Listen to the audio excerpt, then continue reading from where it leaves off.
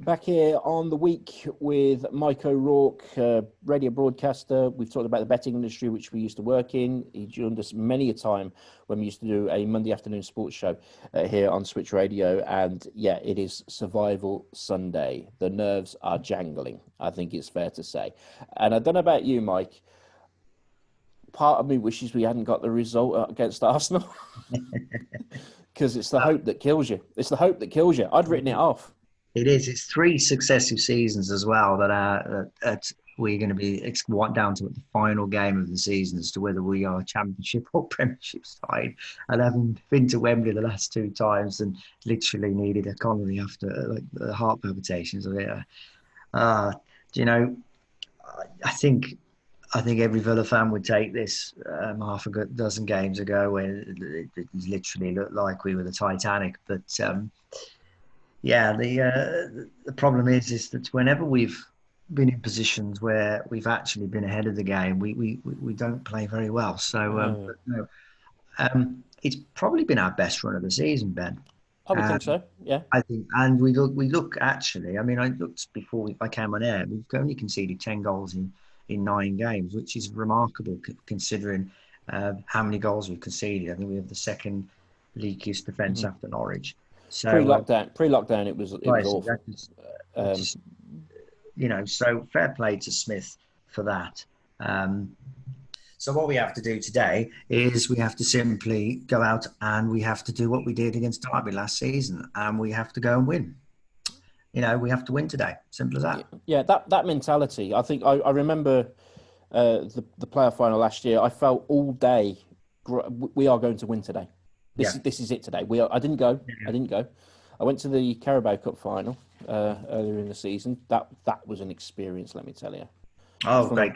Just from a broadcasting experience, because I'd never commentated on a for another organisation. That was a great experience. So I'll take a lot out of this season for that. But at the time, I mean, if we play as we did that day and competed well against a great team, we're not playing a great team in West Ham, but a team that are safe, then I think it should be all right. But for those who are not in the know, essentially Villa have to equal the results of both, certainly of Watford and of Bournemouth, but goal difference and goals scored could even come into it. It's that tight. So, yeah.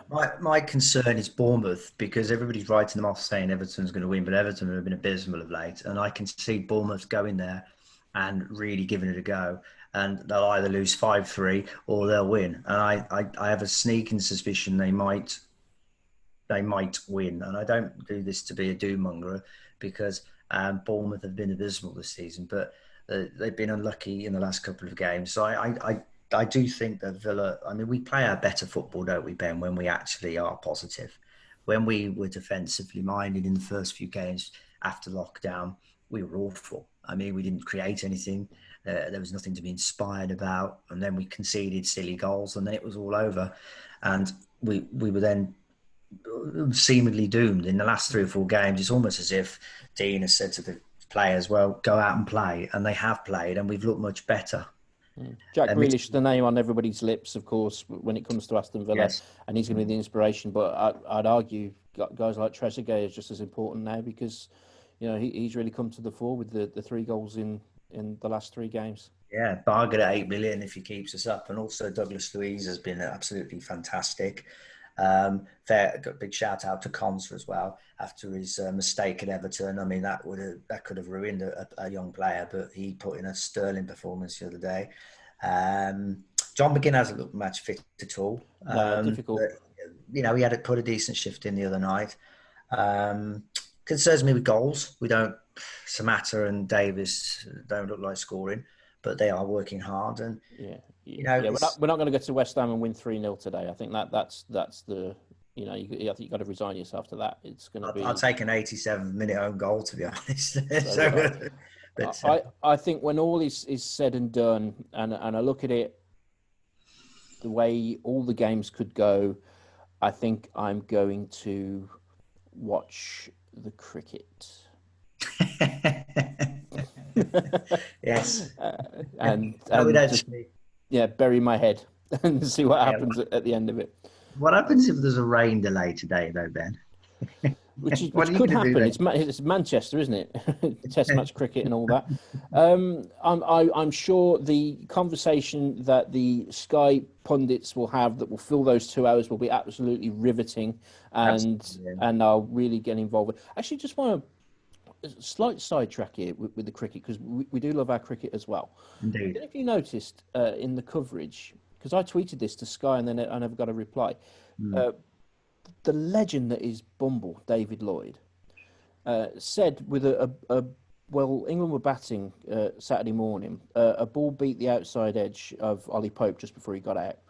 And he said that Hawkeye can tell you by how far he's missed the ball by when he swung the bat, Yeah. in terms of the centimetres and the diameter of the ball, etc. And it got me thinking, surely if they can take that reading, then if that reading of how much he's missed the ball by is 0.000 centimeters, then that means he must have hit it. Well, yeah. So So why is that? Why do we waste time with technology of ultra edge or snicko as they call it, thinking is that an edge or hotspot as they used to use it? Well, it was just a thought, but there we go. what has been lovely, just very quickly, is like on the cricket, is it's been wonderful to see West Indies competitive. It really is. I think they're out on their feet now. I think they're knackered. I think they've had too much cricket in quite a while. But the quality is coming through of England as well. Players are starting to play themselves back into form. Delighted for Butler that he got a little knock there, because he's a quality player, and I hope he continues to score runs, because I do think he's a very fine player. And I think that there's enough debates about positions in the England side. Okay, right. Just finally, head over heart. Aston Villa, stay up or go down? I think staying up, just based on the fixtures. It would take a pretty dire performance from Villa and a remarkable performance from two teams for us to go down. I genuinely think, because of the goal difference situation, I genuinely think that Villa will stay up today. And I can't. I can see a Villa drawing. Then it doesn't really matter what Watford do, as long as they don't beat Arsenal. I just hope Arsenal shut Troy Deeney up, because he said a few things about the Arsenal in the last few years. I think there'll be, excuse the pun, gunning for him and for Watford. And to be honest, frankly, let's be honest, and taking my affiliation to Villa out of it, out of the three teams, Villa probably do deserve just about to stay up, because the other two teams have been awful. Mm-hmm. And I've got slightly less awful. Well, less awful. I've got a good friend of mine from uni who's a Watford fan. He's literally he's having a wake tomorrow already. That shows his view today after the match. And I've got a Bournemouth friend as well, and they both say that Villa deserve to stay up should they do the deed later, today. So I think it'd be 1-1 Villa. I'm putting my neck out here. 1-1 for Villa. I think Arsenal will beat Watford 3 or 4-1, and it doesn't matter what Bournemouth do then, because they're 3 behind. So okay, all right, we'll see how it plays out. And what we talked about earlier, should we put a bet on? No, we'll leave it there, because the gambling. I'm going to say we've got to stay up, Ben. We have to stay up anyway, because the baggies have come up. And can you? Yeah, congratulations to them. Absolutely, but I can't imagine a situation where you've got Wolves and the Baggies in the Premiership and Villa in the Championship. I mean, that's too much of a headache. And on that note, I think we'll leave it there. Mike O'Rourke, thanks very much for joining us. Absolutely. Pleasure, Ben.